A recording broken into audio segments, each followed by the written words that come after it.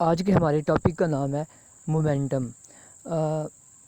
Momentum of body is the quantity of motion it possesses due to its mass and velocity. جب بھی کوئی body move کرتی ہے تو اس کی اپنی میس ہوتی ہے اور موشن کی وجہ سے اس کی ویلاسٹی بھی ہوتی ہے۔ تو اس ویلاسٹی اور اس کی میس کی وجہ سے جو ہمیں اس موشن کی کوانٹٹی حاصل ہوتی ہے، اس کوانٹٹی کو ہم لوگ مومنٹم کا نام دیتے ہیں۔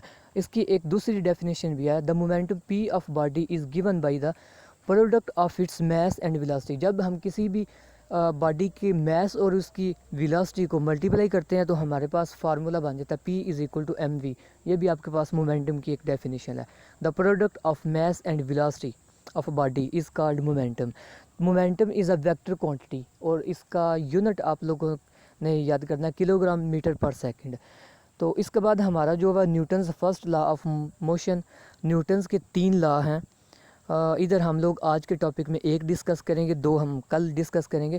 تو پہلے جو فرسٹ لا اس کے مطابق a body continue its state of rest or of uniform motion in a straight line provided no net force acting on it۔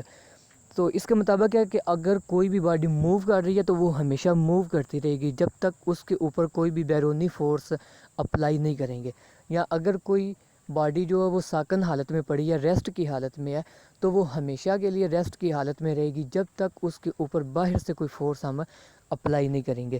تو اس کی اگزامپل وہ دیتا ہے، for example a book lying on a table remains at rest as long as no net force act on it. وہ کہہ رہا ہے کہ ایک بک ٹیبل کے اوپر پڑی ہوئی ہے اور ہمیشہ کے لیے پڑی رہے گی جب تک ہم اس کے اوپر باہر سے کوئی فورس اپلائی نہ کریں۔ Since Newton's first law of motion deals with inertial property of matter, therefore Newton's first law of motion is also known as law of inertia۔